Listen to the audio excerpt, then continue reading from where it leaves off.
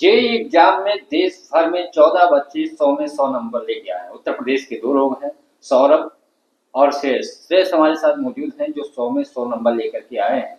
उनसे बात करेंगे, जानेंगे उनका अगला लक्ष्य क्या है और कैसे 100 में 100 नंबर लाने में कैसे उन्होंने अध्ययन किया, किस किस का सहयोग रहा। हमारे साथ बैठे हुए हैं श्रेयस जी। आपको तो पहले टीवी 9 की तरफ से बधाई। 100 में 100 नंबर लाए। देश में गिने चुने जो छात्र हैं, विद्यार्थी थे और 14 लोग हैं, उनमें से आप भी हैं। 100 में 100 नंबर लाने के बारे में कभी सोचा था कि नंबर आ जाएंगे? मुझे लग तो रहा था कि 99 से ऊपर तो आ ही जाएंगे, मगर ये नहीं लग रहा था कि 100 आ पाएंगे, क्योंकि मतलब वो तो लास्ट में उस पर डिपेंड करता है कि किसी ने क्या गलती कर दी। अगर एक गलती भी कोई कर देता है तो उसके कम आ जाते हैं। इसीलिए मुझे मतलब ये तो बहुत ही लक की किस्मत की बात है कि 100 नंबर आ जाएं। मेरे पास है तो पाव भाजी का मसाला, पाव भाजी मसाला, पाव भाजी को टेस्टी बना डाला। सबका राजा आमप्योर मसाला। और अभी तो बहुत अच्छा ही लग रहा है कि आए हैं। आप माता जी हैं? जी। आपका बेटा तो देश भर में नाम किया, हालांकि अभी अगला एक टारगेट है, लेकिन उससे पहले का जो टारगेट था उसने पार कर लिया और जो नंबर है वो देश भर में चर्चा का केंद्र बना हुआ है। हाँ, मुझको तो बहुत अच्छा ही लग रहा है, बहुत खुशी हो रही है बेटे के लिए, बहुत ही ज़्यादा। मम्मी पापा सब पेरेंट्स इनके सभी लोग बहुत खुश हैं, परिवार के लोग भी बहुत खुश हैं। टीचर्स का भी बहुत योगदान रहा है इसमें, बच्चे की मेहनत भी रही है। तो आप घर पे गृहिणी हैं या सर्विस वगैरह करते हाँ, मैं तो गृहिणी हूँ, सर्विस नहीं करती हूँ। हैं? पिताजी? पिताजी इनके दूरदर्शन में हैं, असिस्टेंट इंजीनियर हैं। तो सारी जिम्मेदारी आपके कंधों पे रहती होगी, बच्चों को पढ़ाने खिलाने या कैसे क्या करना, टाइम टेबल से? पिताजी की भी है, दोनों की रहती है, दोनों लोगों की है इसमें। आपका बड़ा बेटा भी IIT रुड़की में पढ़ रहा है? जी हाँ, बड़ा वाला बेटा रुड़की IIT में है। तो दोनों को एक ही साथ, मतलब एक ही ट्रेन में भेजने की तैयारी है? अब ये तो बच्चों के ऊपर है, बच्चों जो अपना पढ़ें, जो उनको अच्छा लगे। तो बड़ा वाला बेटा भी निकला है रुड़की IIT से, अब छोटा वाला बेटा है।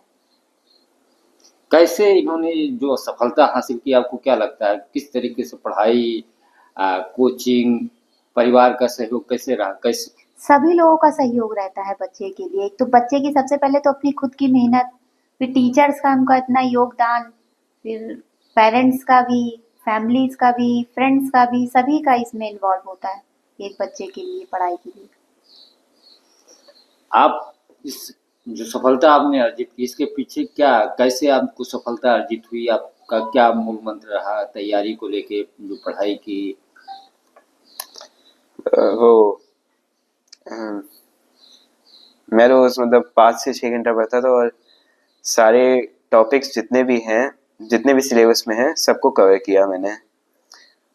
और कौन कौन से टॉपिक थे? मतलब टॉपिक तो बहुत ज़्यादा थे, तो अभी बताना थोड़ा मुश्किल होगा, मगर यही मूल मंत्र रहेगा कि इंटरेस्ट के साथ पढ़ना चाहिए जो भी पढ़ रहे हैं।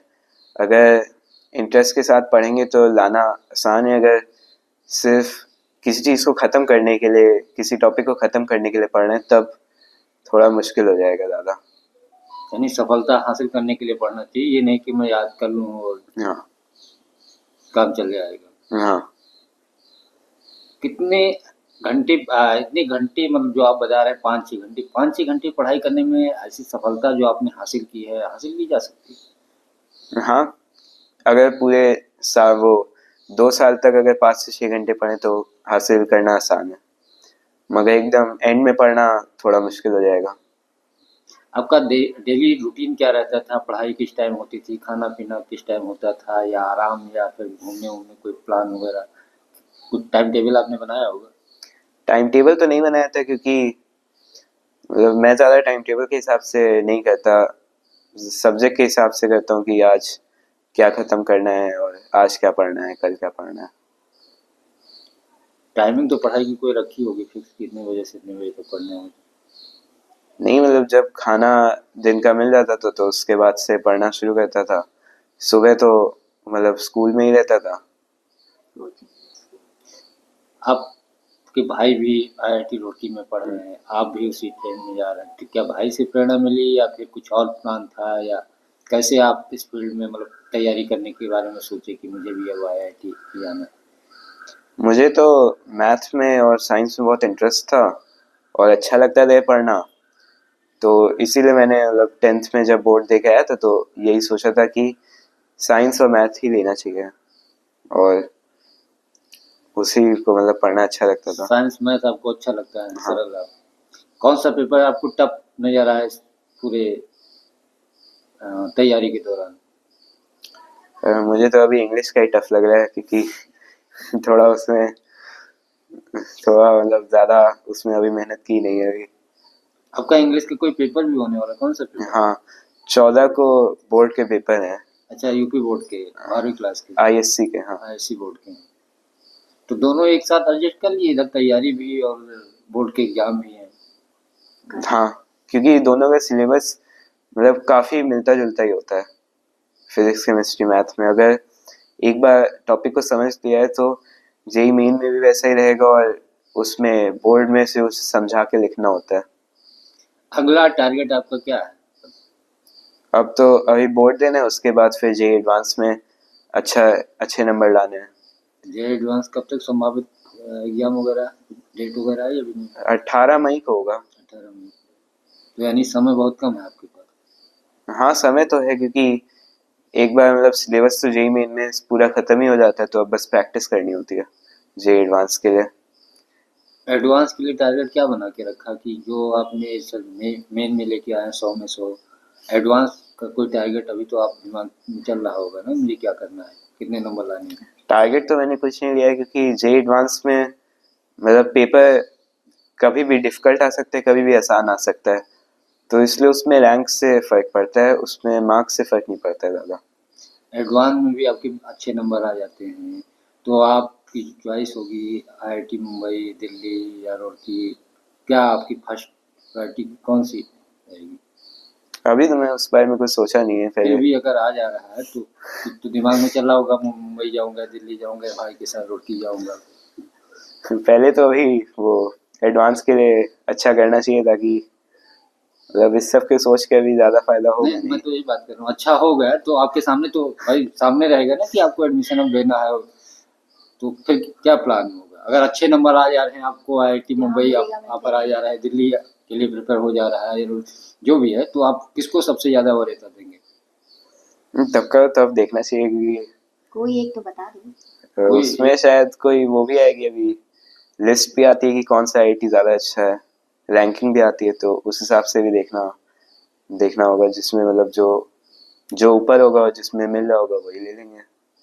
रैंकिंग देखने के बाद अभी कोई विचार नहीं किया ऐसा, मतलब कि मुझे इस शहर में जाना है, या आपने अध्ययन किया होगा तो सारे IIT के नाम आपके सामने आए होंगे, बहुत सारे जो नाम IIT के जो बच्चे किए, कई सारे IIT ऐसी चर्चा के केंद्र भी रहे होंगे कि अब मुझे इसी IIT में एडमिशन लेना, सफलता अर्जित करना है।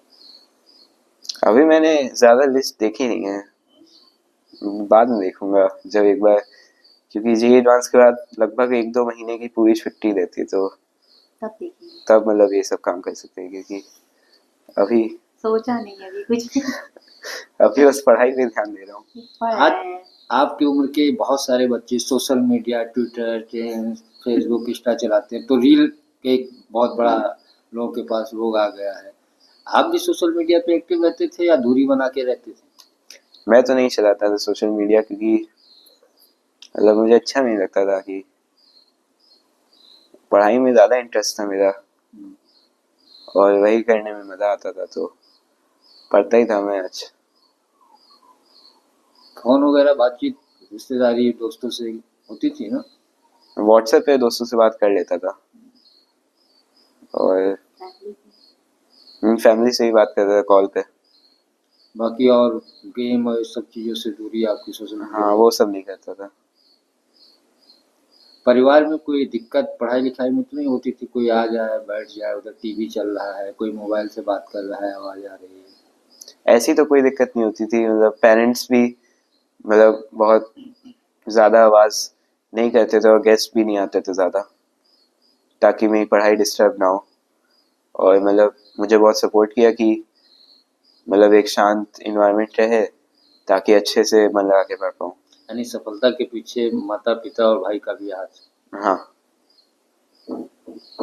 अब भविष्य में जो बच्चे अगले साल एग्जाम देंगे या सोच रहे हैं तैयारी करने के लिए एडमिशन के बारे में, उनको आप कुछ संदेश देना चाहेंगे? कैसे पढ़ाई करें, क्या टिप्स, अगर सफलता अर्जित करने हैं किन किन पॉइंटों पे फोकस करें? सबसे इम्पोर्टेंट तो है मतलब सिलेबस में हर चीज़ को ख़त्म करना और पुराने साल के पेपर ज़रूर देने चाहिए, क्योंकि पुराने साल के पेपर दे के ही समझ में आ पाएगा कि कैसा लेवल है और कहाँ कहाँ से क्वेश्चन पूछे जाते हैं। और एनसीईआरटी पे ज़रूर ध्यान देना चाहिए, क्योंकि उससे ही मतलब उसकी लाइनों से भी कभी कभी क्वेश्चन आ जाते हैं डायरेक्ट। और आपने यहाँ सरकारी आवास दूरदर्शन का उस कॉलोनी में रहते, आप रहने वाले मूल रूप से कहाँ के? इलाहाबाद इलाहाबाद। परिवार में इलाहाबाद में और कौन कौन? में दादी रहती हैं और दादी, दादी है, बुआ है, दादी बुआ सारे लोग। दादी वो बड़े मम्मी पापा। बुआ आप लोगों के साथ में रहती है या शादी वगैरह हो गई या कोई सर्विस वगैरह वो भी कर रहे हैं, पढ़ाई वगैरह? प्रिंसिपल है वो प्रिंसिपल है। कहाँ पे? इलाहाबाद में। ये तो नहीं। जायला कहाँ? इलाहाबाद में प्रिंसिपल है सरकारी स्कूल में? जी, सरकारी स्कूल में इंटर प्रिंसिपल है। कॉलेज या हायर एजुकेशन में? नहीं, हायर एजुकेशन डिग्री उसमें है, इंटर कॉलेज में। इंटर कॉलेज में। तो बुआ का भी कभी सपोर्ट वगैरह मिलता था, बातचीत होती थी? हाँ, उनका भी मतलब सपोर्ट मिलता था, वो भी मतलब मोटिवेट ही करती थी। तो घर से तो फोन बहुत आ रहा होगा गांव से? हाँ, सबसे बात हो गई। सुबह तो बहुत कॉल आ रहे थे, सब लोग बधाई दे रहे थे इस बात की। तो आज तुम पूरे दिन कल से लगातार सारे लोग, कोई वीडियो कॉल कर रहा होगा, कोई व्हाट्सएप कॉल कर रहा होगा बात करने के लिए, तो आज सबसे ज्यादा इसी समय बात हो रही थी फोन पे? हाँ। वे थे हमारे साथ सुरेश, जो बताए कैसे उन्होंने सफलता अर्जित की और आने वाले बच्चे अगर तैयारी करते हैं तो उनको क्या करना चाहिए उसके बारे में विस्तार से बताया। लगन और मेहनत के बल पे अगर कम समय भी दिया जाए पढ़ने में तो सफलता हासिल की जा सकती है। ये एक उदाहरण श्रेष्ठ है। 5-6 घंटे पढ़ाई करते थे, लेकिन हाँ जब पढ़ाई करते तो पढ़ाई करते थे, मोबाइल से इनकी ज़्यादा दूरी न रहती थी न नज़दीकी रहती थी। सोशल मीडिया पे जो आजकल लड़के छाए रहते हैं उससे दूरी इनकी रहती थी। परिवार से थोड़ा बहुत बात करने के बाद पढ़ाई होती थी और एक तरीके से परिवार का जो माहौल था, क्योंकि बड़े भाई इनके IIT रुड़की में पढ़ाई कर रहे हैं, यहाँ सिर्फ माता पिता रहते हैं, तो उस तरीके की कोई व्यवधान उत्पन्न नहीं होता था। जब पढ़ाई करते थे तो पढ़ाई पे ही ध्यान देते थे और कम समय में कम पढ़ाई करके समय का एक पीरियड होता है, बहुत सारे लोग 10-12 घंटा पढ़ते हैं, लेकिन सुरेश ने बस 5-6 घंटे में पढ़ाई करके सफलता अर्जित की है। पंकज चतुर्वेदी, TV9, लखनऊ। मेरे पास है